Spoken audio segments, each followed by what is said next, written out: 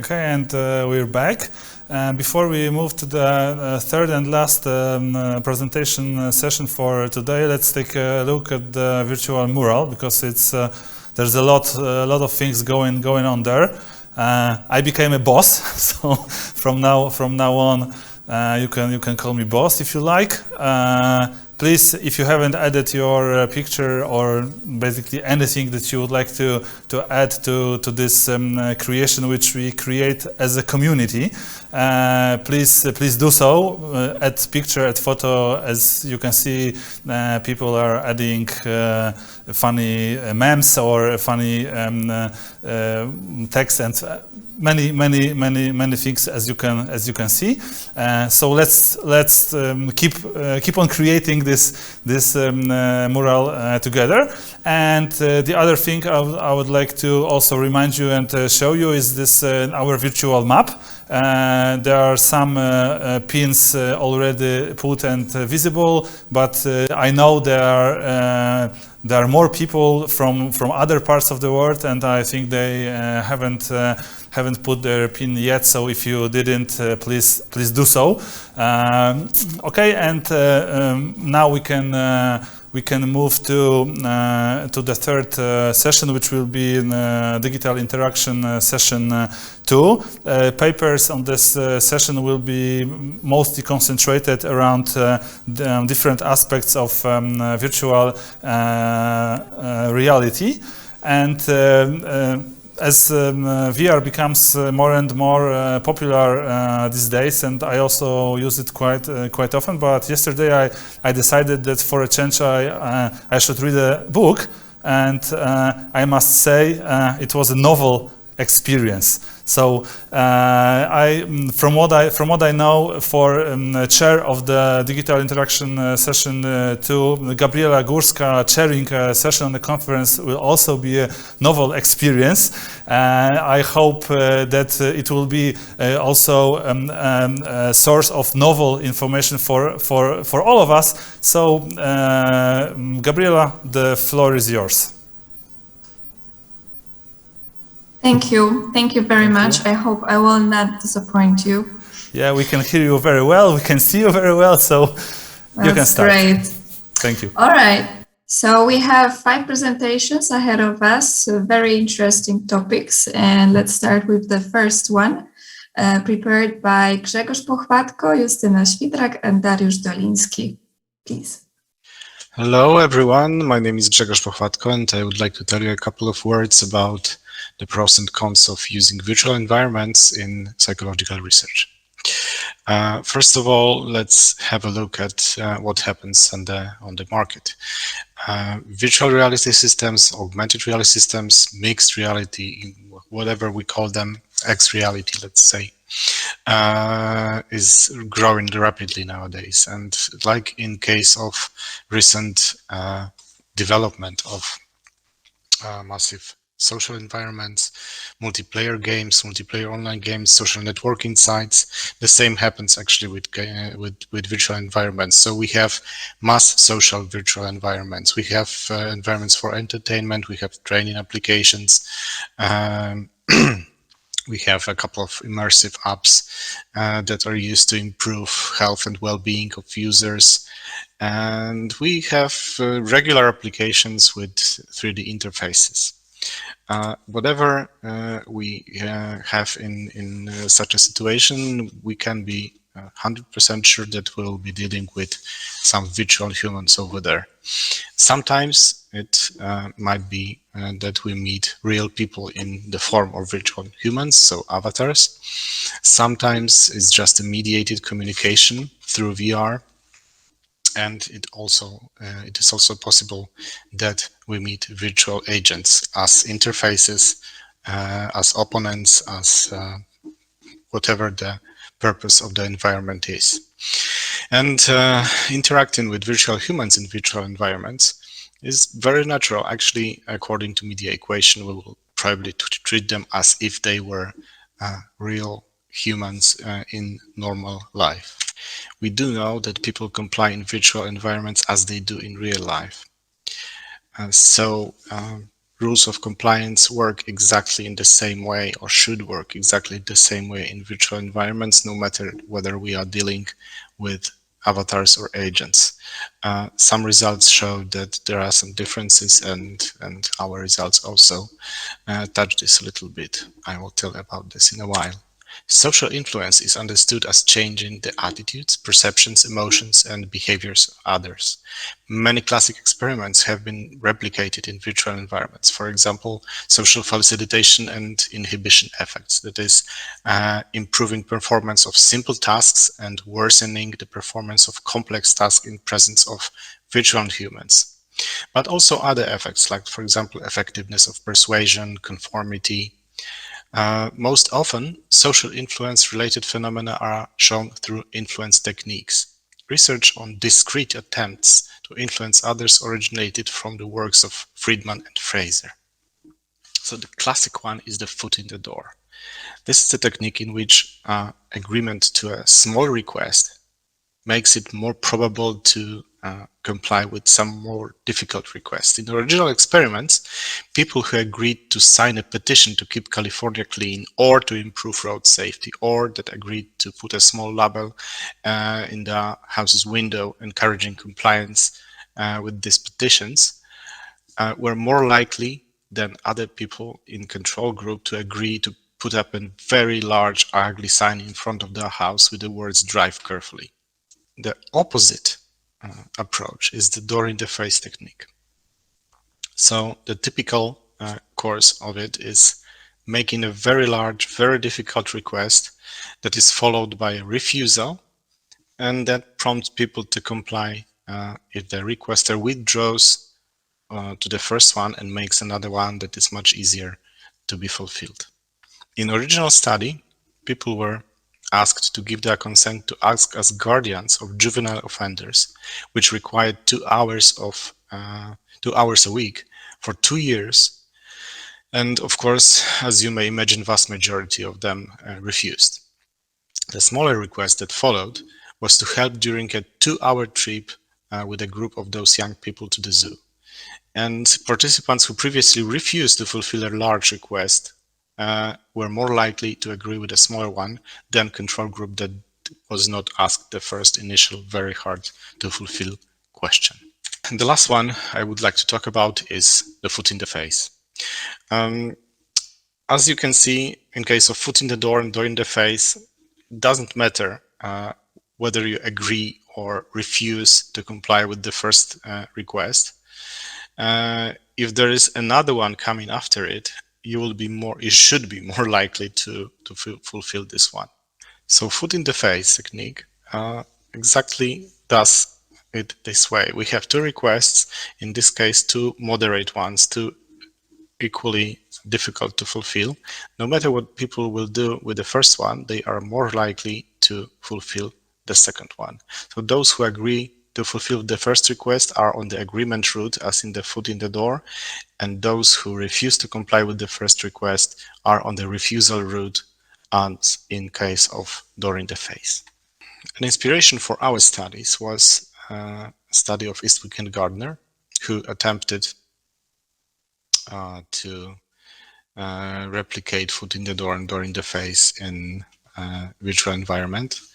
They didn't use immersive virtual reality. Instead, they used a social environment called There, in which they pretended to be a regular user that is interacting with other users of an environment and is asking requests that are suited to whatever happens in There. Both foot in the door and door in the face proved to be effective in this environment. Additionally, they found a slight influence of experimenter's avatar in case of different races.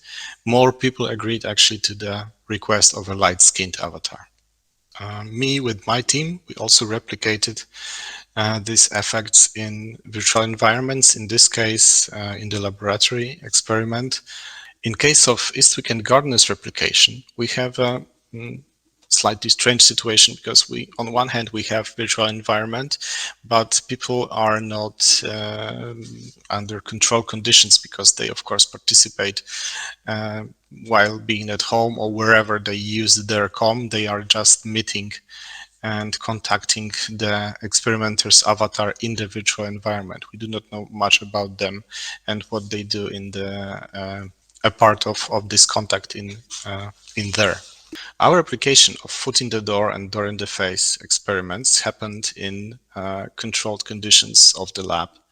We used Garry's mode to create a virtual environment in which our participants also contacted a confederate that pretended to be also a participant of a study that has a different task, and they asked them to fulfill his or her requests. So again, we have a mediated contact with a virtual human avatar of a confederate, and we found that participants agreed to fulfill requests more often when they were formulated by experimenter's assistant in a form of virtual human, an avatar, than when it was virtual agent. Because we conducted a laboratory study, we had full control over whatever happens with our participants. So they came to the lab, and we were able also to measure physiological responses while they were approached and asked by our confederate. And we observed some interesting differences in the control condition. When we have only one request, participants who were less aroused complied to it, while in experimental groups, participants that were more aroused after the first initial request complied to the second one. Of course, the most interesting situation we have in the last experiment with the foot in the face. In the foot in the face study, we use also a laboratory environment, and we asked 259 participants to come to the lab and participate in it. 170 of them participated in classic procedure, and the remaining 89 participated in a procedure in which we experimentally induced guilt to test the hypothesis that guilt actually increases the effect of compliance in case of the second request. We have observed significant differences in both agreement and refusal routes compared to control conditions, and both in immediate and delayed requests, which promotes either refusal or agreement route. As you can see on the graph, compared to those gray bars which represent control conditions, we have significant differences in agreement route, which promotes compliance, and we have also usually lower results in refusal route. And the same pattern actually is observable with both immediate delayed requests and also in guilt and no guilt condition in the second version of the study. Unfortunately, the classic foot in the face effect was therefore not observed. Nevertheless, we have observed different arousal patterns in the agreement and refusal route. So actually, no matter what the conditions are, consent was always preceded by arousal. To sum up, classical social influence effects are present in both games and virtual environments, as well as in real life. People are susceptible to the influence of virtual humans, no matter whether they are real humans or virtual agents. This is important because the number of users of virtual reality is growing. There are mass virtual social environments, and people are contacting with each other and with bots, with virtual agents in this way. As we have demonstrated, it is possible to use virtual reality and games to study psychological phenomena. We have better control over experimental situation, but we have also many limitations that we must be aware of. In the case of foot in the door in the face, and foot in the face techniques, we have to remember, for example, about that actually participants that come to the lab already agree to a very large request in the beginning. This may influence the results, and it probably influenced the results of the foot in the face study in this way. So we have to remember that sometimes games are just games, but sometimes they become serious games, and then they are useful. Thank you very much. Okay, thank you for that presentation. Do we have any questions from the audience? I invite you to ask questions, as many as you wish, and then we will have also the breakout rooms to ask personally the presenters. But for now, is there any question? Because if not, then I will use some of my questions that I have regarding the study. Okay, so I'll start with the meaning of guilt, because in the presentation, the guilt was presented as an important factor in foot in the face technique, but not in the previous techniques. So my question is, what would be the meaning of guilt in this particular technique of social influence? Well, there's one of the hypotheses that is used to actually explain the results of both foot in the face and also door in the face. The guilt is probably elicited when you decline to do something. So you are guilty because you didn't do whatever people asked you to do, and then you want to make up for them for this, and then you agree to the second request no matter what it is. Sometimes it's even not very convenient for you. It was present first in the door in the face, and then it is one of the possible explanations for this refusal route in foot in the face. So this is actually how it works, and the way the guilt is elicited. It also doesn't matter. It's just a part of the procedure. So if we elicit guilt, we simply want to promote agreement to the target request in foot in the face when people disagree to fulfill the first one. Okay, thank you. And next question would be, is the arousal is related to the feeling of guilt then? Yeah, well, in literature there is such a thing, but it's rarely tested actually. So it's predicted that you have some kind of an unpleasant arousal when you feel guilty, and you want to get rid of this arousal because, of course, it's unpleasant. So, as in case of pain or whatever else is unpleasant, you want to get rid of it. In our case, we decided to measure it actually, and yeah, it appears. It appears. This guilt pattern appears. So you can observe arousal after denial, and then it's shifted. So the arousal is still keeps on until you agree to the second request. Did you also check for pleasantness of this arousal? Because there could be different amount of pleasantness related to both paths, right?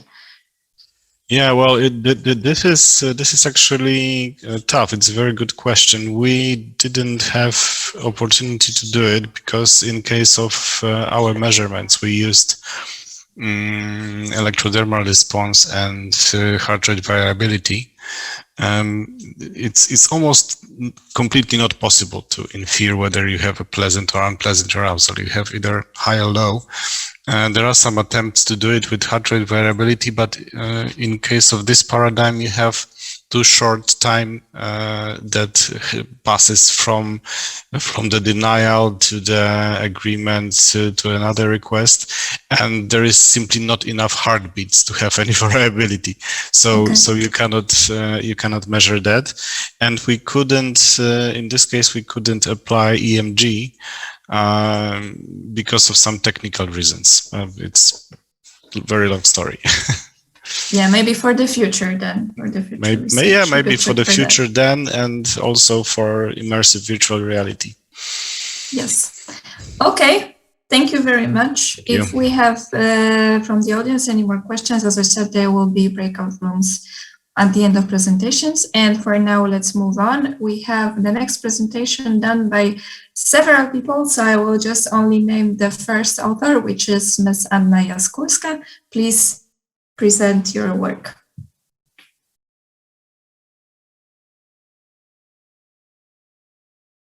Hello, my name is Wiesław Kopeć, and I'm the head of XR Lab, Polish-Japanese Academy of Information Technology. And together with Kinga Skorupska from our team, we are going to present a participatory research case study that was organized by our lab together with VR Lab of Institute of Psychology, Polish Academy of Sciences as a part of a VAPE project, Virtual Air Pollution Experience, founded by Norwegian funds within the framework of Idea Lab program of the Polish National Science Center.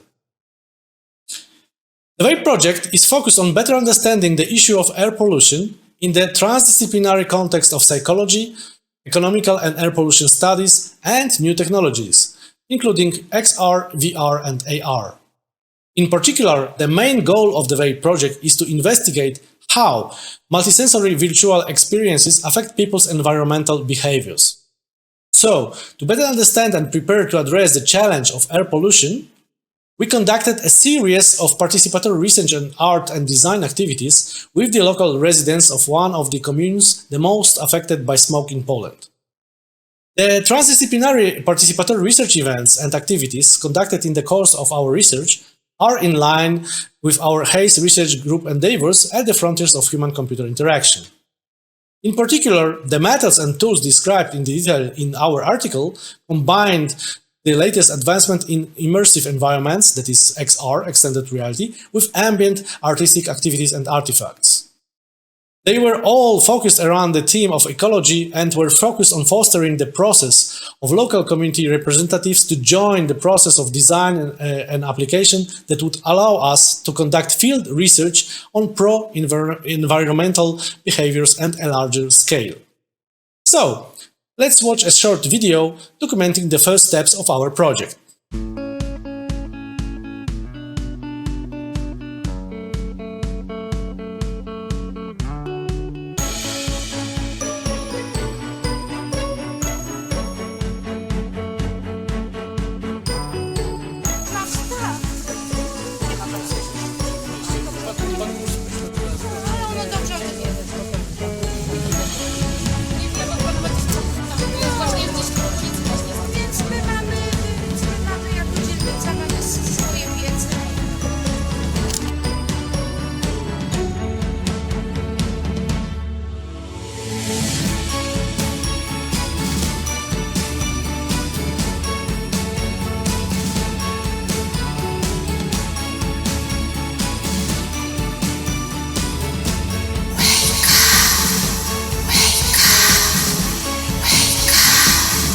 Wake up!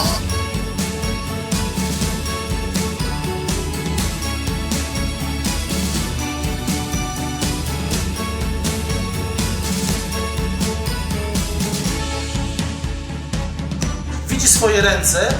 Tu nie mamy specjalnego laboratorium, gdzie jest tak zwany green box, czyli zielone studio, takie jak w filmach się robi efekty.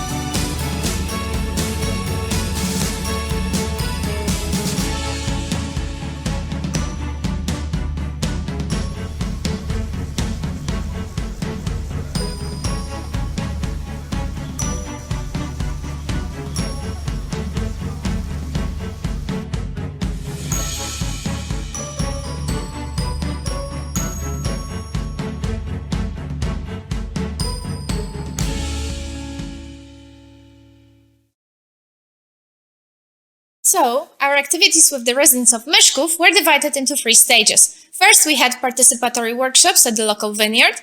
Next, we did in-depth ethnographic research, including digital ethnography, and interviews with residents in their everyday contexts, as well as location-based walks around the town and neighborhood, which we conducted both in the field and with the help of evaluative maps and questionnaires on multisensory perception of places important to the residents of Myszków.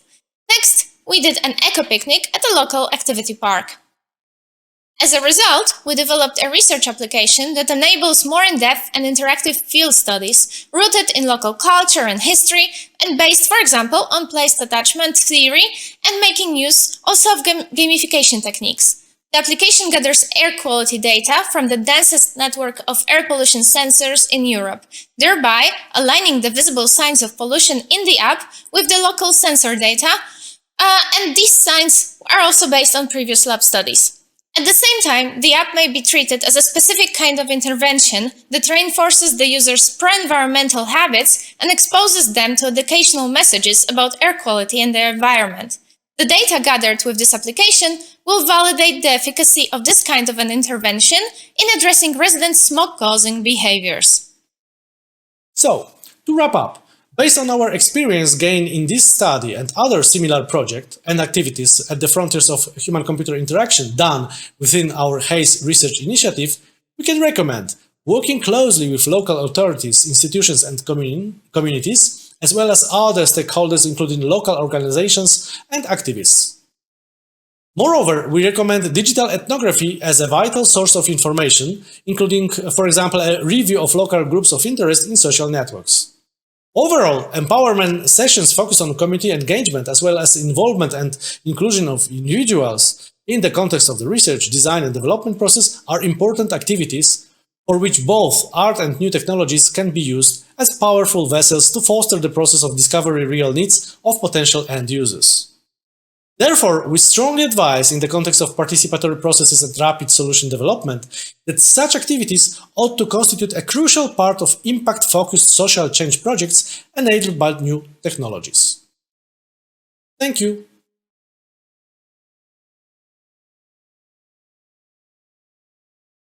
Okay, and we're back to me. Thank you very much for this presentation. Very interesting study. So we have the question, have you used digital ethnography in your study? We know from the presentation that yes, you did, but maybe you can explain how you used it and what were the measures. So maybe Kinga, please proceed with. Okay, can you hear me? Yes. Sorry. Okay, so we have gone to Facebook groups for the citizens of Myszków and local interest groups as well. We looked for mentions of smog and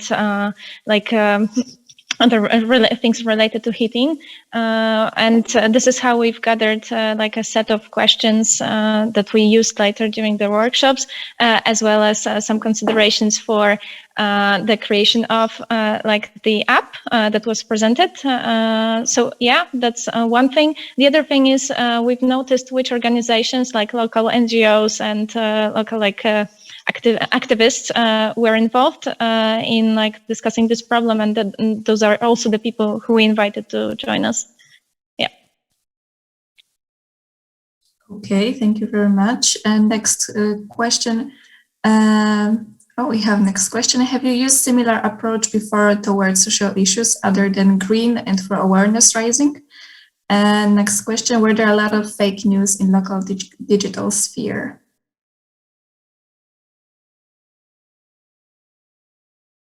Yeah, speaking of fake news, it's maybe it's a broader context, because we actually haven't done, let's say, for example, sentiment analysis or any kind of machine learning analysis. It was done rather let's say, ordinary digital ethnography. So, but that way or another, we encountered, let's say, some artifacts of fake news in local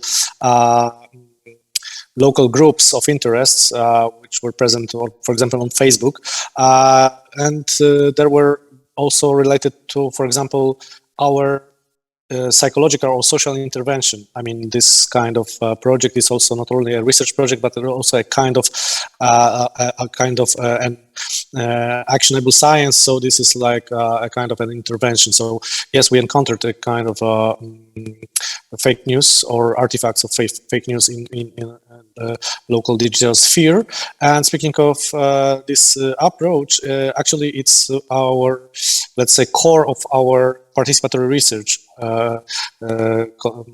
consists of such techniques. So mixed of techniques which are now enriched also with some other exploratory study in digital sphere because of the lockdown and the things related to COVID. Okay. Yes? Did you try to finish? No. I just ask my colleagues because we are here in our laboratory in the studio, so maybe someone would like to add something. Apparently not. All right. That's also fine. We are, as I said many times already, we're going to have the breakout rooms after the presentation, so we'll have plenty of time to ask more questions also tomorrow. Okay, so let's smoothly go to the next presentation for now. We have a very bright presentation ahead of us, the use of virtual reality in psychology, done by Arham Hakim and Sadaf Hamad. Please. The title of the paper is Use of Virtual Reality in Psychology. These are the details of the authors. Introduction. Psychology is a vast discipline that involves scientific investigation and understanding the relation between mind and behavior. It mainly studies how an individual's mind affects his behavior. The field of psychology has expanded into multiple subdomains till now, and interestingly, VR has progressed the field of psychology with help of virtual technologies and environment. Specifically, talking about virtual reality, the individual is seen interacting with three-dimensional environments through sensory inputs from head and hand gears. Background. Till now, the literature highlights various developments in different domains of psychology due to VR. To the best of our knowledge, a document highlighting the latest developments in psychology with respect to VR at the broader level is required. So in this paper, we have tried to briefly enlist the advancements in multiple subdomains with the discussion of gaps and future research possibilities.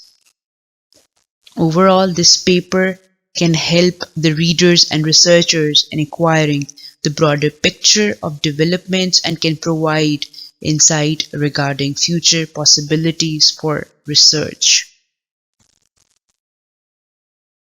Applications. The areas of clinical psychology like therapy, psychological assessment, and training of trainees have benefited from VR. Starting from therapy, VR is being used for treating various mental health issues like anxiety disorders, eating disorders, addictions, pain management, post-traumatic stress disorder, and psychotic disorders.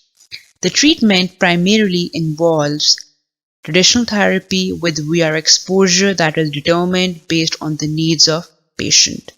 Surprisingly, a survey indicated that majority of the US soldiers prefer technology-based treatment instead of classical therapy.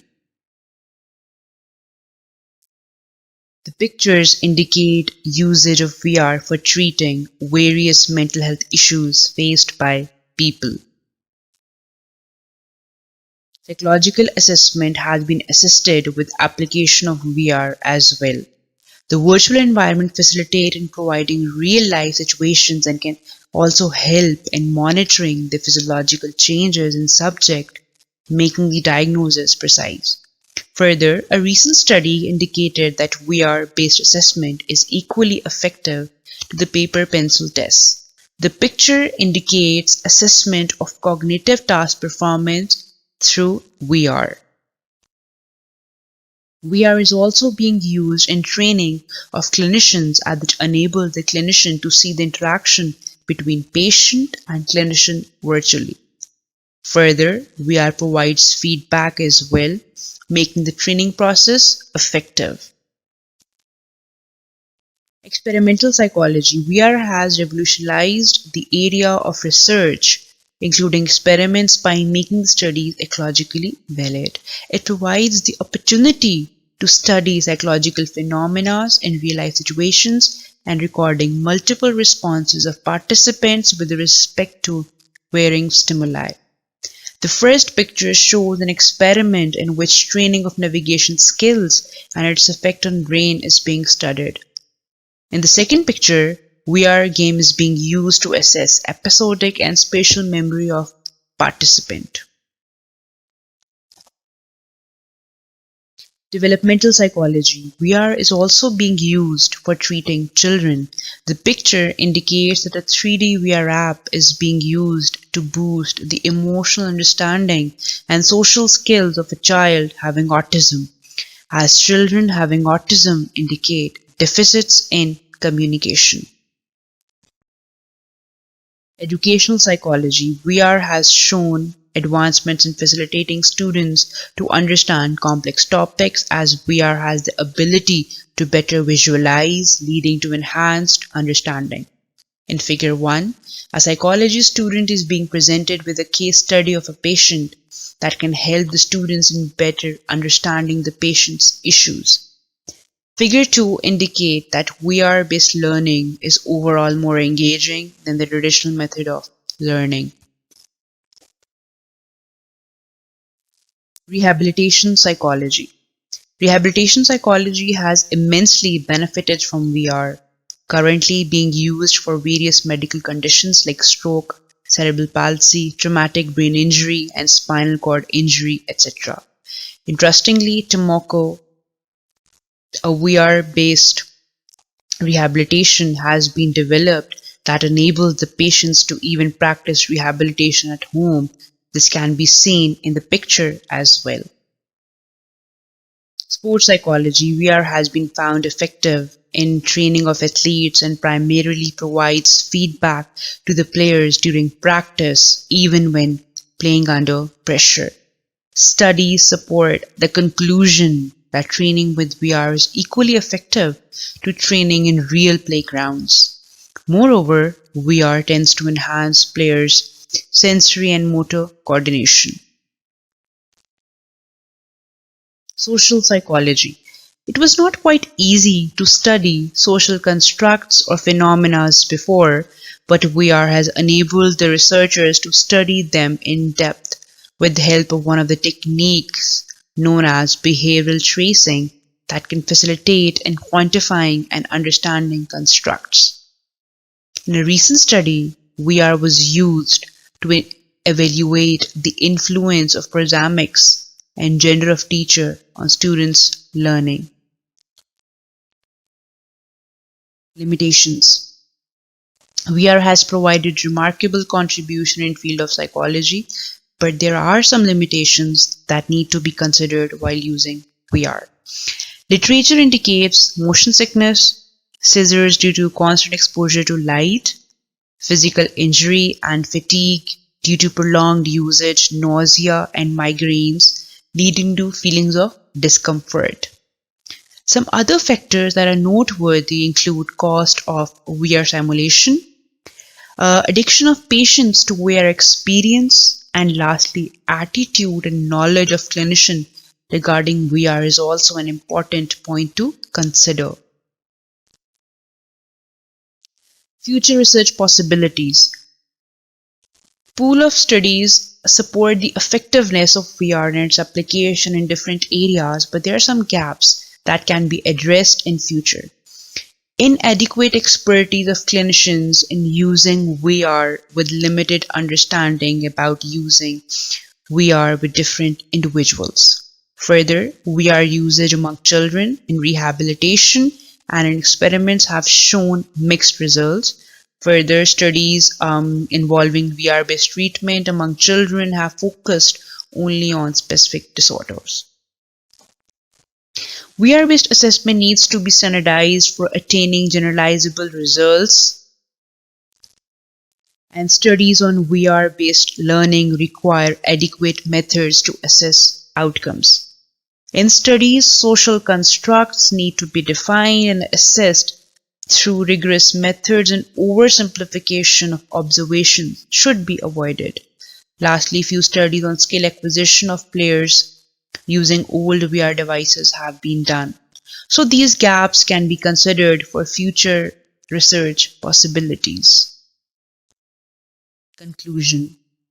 Over time, VR technology has transformed the field of psychology and have acted as a promising tool for effective and enhanced usage of VR. Further gaps can be addressed in future studies, as most of the studies still now involve results from small sample size with under-controlled settings. Thank you. Okay, thank you very much for this presentation. We have a comment here and we have questions. Let me read the comment first. Sorry. So, of course, thank you for your presentation. I can see Ms. Hakim, you with us. A comment says that similar summary was made by Jim Blaskovich 19 years ago. VR has changed since then, but this is in principle really that different apart from example being cheaper and more accessible. So do we know what has changed since then? So there are a lot of changes that has been done after that. Okay, I can, first of all, I would like to say that I will go to the research as well, as mentioned by the commenter. In that, a lot of things have been done, like, for example, talking about specific disorders. The innovations have been done and different methods are being used, and with regard to that, in social psychology, if we talk about different techniques are being used as well. So overall, with the pace of time, as virtual reality or technology has improved, so the ways through which the research is being conducted and therapy is being operated, so it has revolutionized. Okay, thank you very much. And there's the next question already. Can you give examples of when VR has contributed to better athletic performance? Was this impact on better performance among amateurs or professionals or both? Sorry, can you repeat the last sentence again? Yes, so it's regarding, I guess, the psychology of sport. Do you know, can you give the examples of when VR helped with the impact of exercises, and was this impact better among amateurs or professionals or both?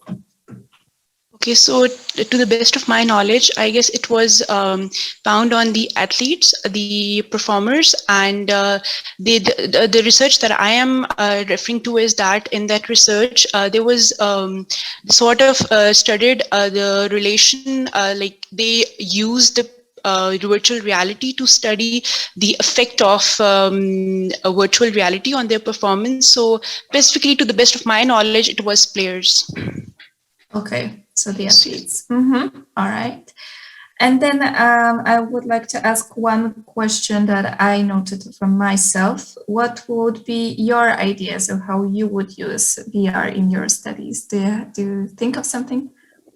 Okay, so personally, my interest is in mental health, clinical psychology. So I guess I would like to use it with older adults, primarily for maybe anxiety disorders or Alzheimer's.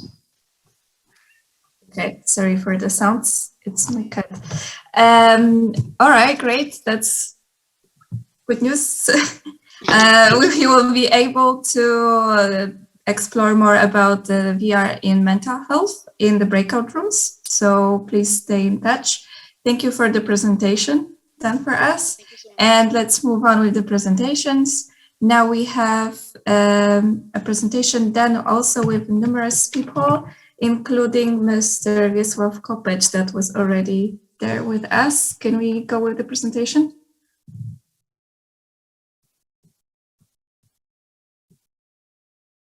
Hello, my name is Wiesław Kopeć, and I'm the head of XR Lab, Polish-Japanese Academy of Information Technology. And together with Kinga Skorupska from our team, we are going to present a research case study of XR Hackathon that was organized by our lab together with Goethe Institute. So this hackathon was organized as a transdisciplinary case study in November 2020 as one of research studies and activities of our HACE initiative, Human Aspects in Science and Engineering, by the Living Lab Kobo. The HACE initiative brings together one of the best interaction research laboratories in Poland and abroad, in particular our XR Lab of Polish-Japanese Academy of Information Technology. So the XR Hackathon was organized as a follow-up event after the VR Hackathon organized a year before in our Academy's R&D Center in Bytom, together with colleagues from our HACE research initiative, in particular VR Lab of Institute of Psychology of Polish Academy of Sciences, Emotion Cognition Lab of SWPS University, and Laboratory of Interactive Technologies of National Information Institute. The results of that transdisciplinary research case study was reported at CHI 2021 conference earlier this year. So this time the hackathon, as a follow-up event and research case study, was slightly modified in various ways. First, it was extended into the realm of XR, so VR and AR combined, that were organized into two paths. Second, it was organized in a hybrid mode, that is, jury and a part of our organizing team were on-site, while the participants and other team members remained online. Third, the case study research evaluation criteria were upgraded as a follow-up iteration after the previous year. All in all, the core part remained similar, that is, the hackathon took 24 hours from noon at Saturday to noon at Sunday. So, based on all above assumptions, we conducted the hackathon in hybrid mode, as you may see on the picture. With 5 teams and 17 participants registered, with 3 teams completed the competition. So now let's move to the actual results and outcomes of the XR Hackathon research case study presented by Kinga Skorupska. So let me tell you a bit about the results. We've met in the morning to listen to the presentations of 3 teams that managed to complete their projects. After that, we've individually evaluated each team based on the following evaluation criteria. So we checked if they were believable, engaging, interactive, communicative, if they showcased the German culture, also if they were discovery-oriented, immersive and attractive, if they provided opportunity for implicit learning, and if they were experiential, so based on real experience.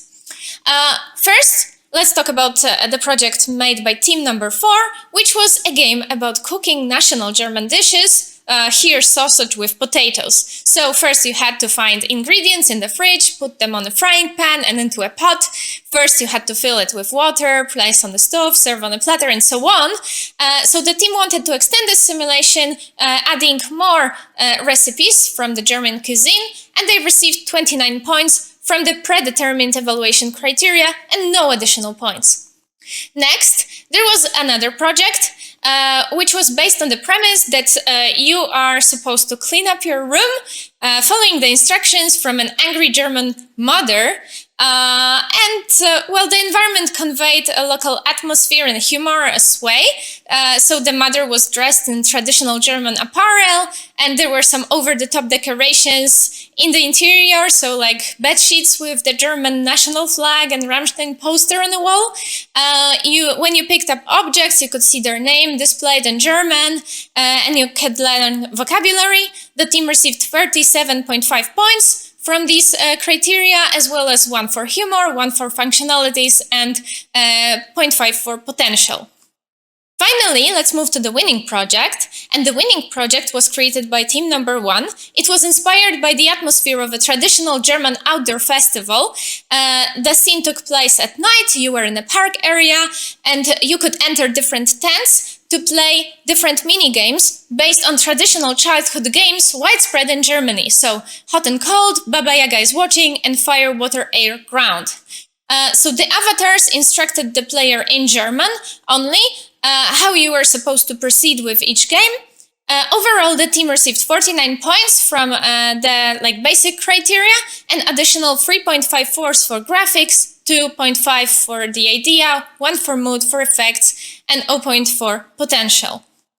Overall, the categories of believable, interactive, and implicit failed to produce sufficiently different scoring results when it comes to the evaluation criteria. Basically, the same we heard from the judges when we asked them about these categories. They felt they were not sufficiently different from each other. Therefore, we propose other criteria that could be used to evaluate games. So graphics, whether the idea was innovative, and then some other criteria like mood, humor, functionalities, effects, and potential. So let's wrap up our follow-up research case study of XR Hackathon and provide some recommendations. So first, we provided the participants with the ability to add their own technological track to mitigate one of the biggest barriers related to having specialized VR equipment at hand, that is AR. Moreover, in comparison to the previous VR hackathon, we have created a custom VR framework based on our regular research framework to serve as a starting point for the participants' designs to skip the repetitive early development stage. Also, based on our previous experience and questions, we recommend to add a test run of the state framework at least one day before the hackathon with a small quest to complete involving all technical skills needed to take part in the hackathon. We are also considering developing the framework further based on the participants' feedback, especially to include more ready-made scripts to enable a greater range of interactions without limiting the participants' creativity by providing sets of assets directed at a certain interpretation of the tasks. In general, the use of programming frameworks is widespread in professional projects, therefore we recommend it as a good practice during hackathons. So that's it. We would like to thank all the participants and staff and experts from our Transdisciplinary Living Lab Kobo and HACE research. Thank you. Okay, thank you very much. We have already the first question. What was the most challenging thing in going online? Okay, perhaps I can answer that. Definitely team dynamics. So it seemed that the groups that formed before and knew each other or gathered to work together did just better in the hackathon. So that's one thing. I don't know, Gustav, do you have anything? Yeah, I think that team dynamics is the most important part. I mean, the hackathon actually was in hybrid mode. That is, as you might see on the pictures, the part of the team and the jury, part of the jury was on site. I mean, in our laboratory, and the teams also had various strategies. So some teams were gathered together in their flat or apartment, yeah, and some were remotely. So definitely this dynamics differs a lot from regular events, such events like, for example, our previous hackathon, which was conducted in our R&D center in Bytom. And there was completely different dynamic. I mean, it was like a 3-day event with a special session, introductory session, which was devoted to empowerment of the participants. And this time, also there was a kind of empowerment, but in a different manner. I mean, totally online and with some written documentation, some oral explanation without this kind of, let's say, direct interaction. And, for example, the matchmaking, I mean, team composition is a different story. So this is the most challenging part. I mean, gathering people together and give them a chance. I mean, the participants, they give them a chance to for a proper empowerment and proper matchmaking. I mean, to compose the transdisciplinary teams, because in such events you need or you have to have people who are who share their perspective but have different skills, different skill sets, which is required. I mean, for example, there's software for software development and content development in parallel, as well as some language skills and the like. Okay, thank you very much for that. So I was also wondering, what was the men to women ratio between your participants? And are you planning to try to involve more women in this kind of events? I mean, in our events, I mean, this hackathon, which was reported right now, and the previous one, it was like pretty much balanced composition of participants. I mean, it was in traditional gender, let's say, division to male and female. It was like 50-50. Of course, we actually we didn't haven't done any kind of in-depth gender study on the participants, but speaking in terms of, let's say, traditional measures for genders, it was like more or less equal.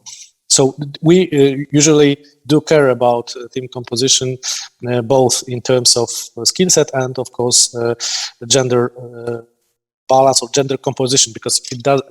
We would like to have this situation when those small exploratory research like this one. I mean, 30 or 50 people is not enough to have some outcomes that could be could allow us to give some general answers to some general questions, but and everything is focused on this particular research study group. But that way or another, we would like to have this kind of balance in our among our participants, to have better results that may correlate with other studies and let's say population studies or something like that. Okay, let's hope for that. Thank you very much. And thank you. As always, more questions will be available during the breakout rooms. Let's go for the final presentation of today, done also by a group of people, with the first person, Ms. Barbara Karpowicz. Please, welcome.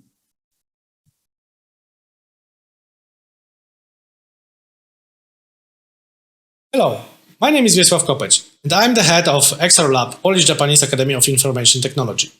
And together with Barbara Karpowicz from our team, we are going to present an initial exploratory study that highlights the main aspects of our VR framework that we have been developing for last years as a comprehensive research tool for psychological studies conducted within our HACE research initiative. This study was a starting point for our framework that allows research in VR environments in the conditions of ecological validity, repetitive research conditions for rich immersive environments, and exploring various modes of voice interaction. All of these three aspects are based on previous works of our XR Lab team in this field as a part of a HACE Human Aspects of Science and Engineering research group by the Living Lab Kobo research activities on virtual and augmented reality, rapid prototyping and development, including end users' engagement and participation in content and software development, as well as alternative interfaces presented at major conferences including CHI, as well as previous MIDI conference, for example, voice interfaces and brain-computer interaction and interfaces, BCI. So let me pass the voice to Barbara, who will present some highlights of the framework based on our initial research case studies on virtual agents in virtual immersive environments. Hi, my name is Barbara Karpowicz from XR Lab of the Polish-Japanese Academy of Information Technology. During this presentation, I want to share with all of you the proposal of a hardware and software solution that enables repeated experimental research of user interaction in virtual reality. In laboratory research, objectivity and replication are very important elements. This is why we decided to create a dedicated framework that allows us to collect psychophysiological data such as heart rate, arousal, and eye tracking during the study that takes place in virtual reality. Additionally, in our solution, there is a possibility to create questionnaires in VR as well, so the participants don't have to take off the headset after each scenario. The solution consists of a VR headset with eye tracker, In this case, we have used SMI eye tracker built in a Vive Pro Eye headset. Then there is BioPack in version MP150 and Arduino Uno, which is responsible for passing markers from the research application made in Unity to BioPack to make analysis of psychophysiological data easier. The first version of our framework was used in an experimental research of user interaction with agents represented by various types of avatars. Our goal was to determine the differences in their perception in virtual reality. In this experiment, we have used three kinds of virtual agents. High-fidelity model with scripted 3D animation, which was rendered on the basis of photogrammetry, video recording of a real person, and voice assistant, which is audio emitted from a virtual assistant model. The main research hypothesis is that regardless of the visual depiction of the avatar, for example, the virtual person giving the information, there are no variations in the user's perception of the avatars using identical audio content. This diagram represents the flow of our research application. After providing the necessary data about the participant and calibration of the eye tracker, each participant started with a preliminary survey to familiarize them with the interface of a questionnaire. Then, they were presented three scenarios in pseudo-random order, each with a different kind of agent. Between every scenario, there was a questionnaire with questions regarding the presented material. In this table, we are presenting the flow of the whole study. First, we have started with the baseline. At this stage, we were gathering data from the BioPack sensors without the headset or evaluating the psychophysiological data gathered during the proper experiment. The participant was alone in a room for 5 minutes, sitting in front of a black wall. After the baseline, there was a time for using our research application, which I have described in the previous slide.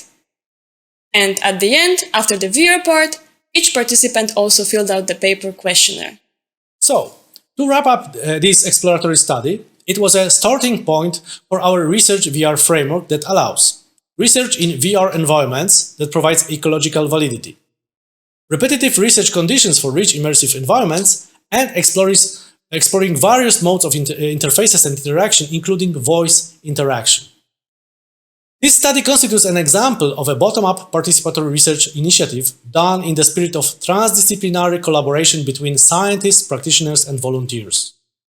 It was conducted without a dedicated grant to further the understanding of key concepts of human-computer interaction in the context of immersive virtual environments, IVRs, and it constitutes the birth of a dedicated framework for the development of immersive interactive VR research tools. Therefore, we would like to thank the many people and institutions gathered together by the Living Lab Kobo and HACE Research Group.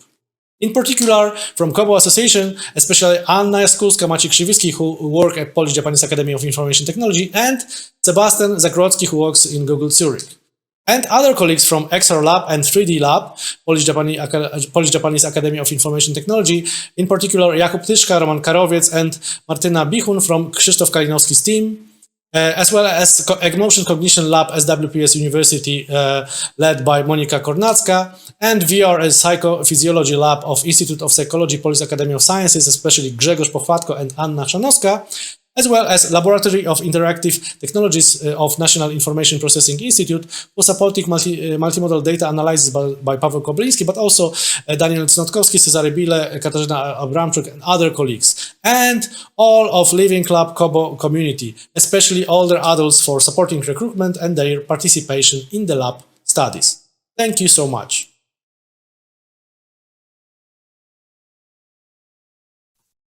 Okay, thank you very much for this presentation. We already have a question. What library have you used for a connection between Unity application and BioPack?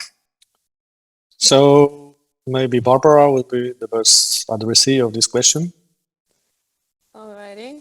Okay, so actually we haven't used any library. Everything in our framework is written from scratch.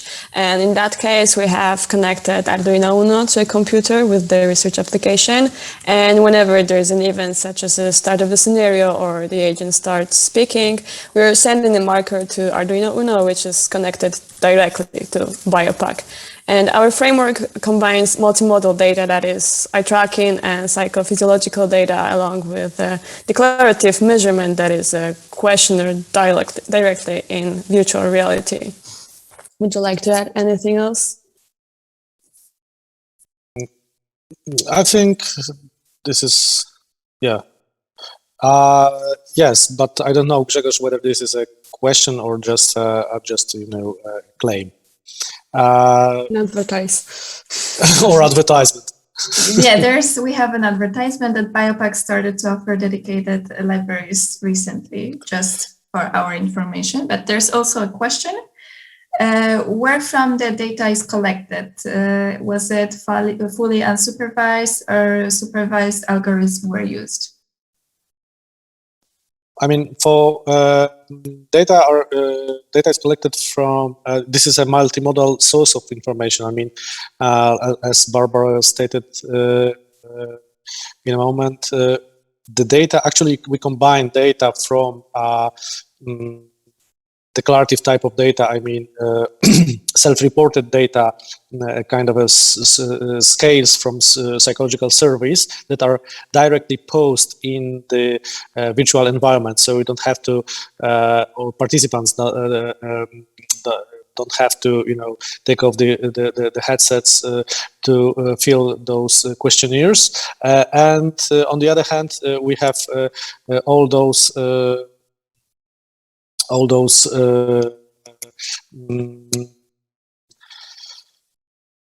multimodal psychophysiological data. I mean, we are starting from eye tracking and the position of the head, of the body, and other elements. So, I mean, we can track hands and things like that.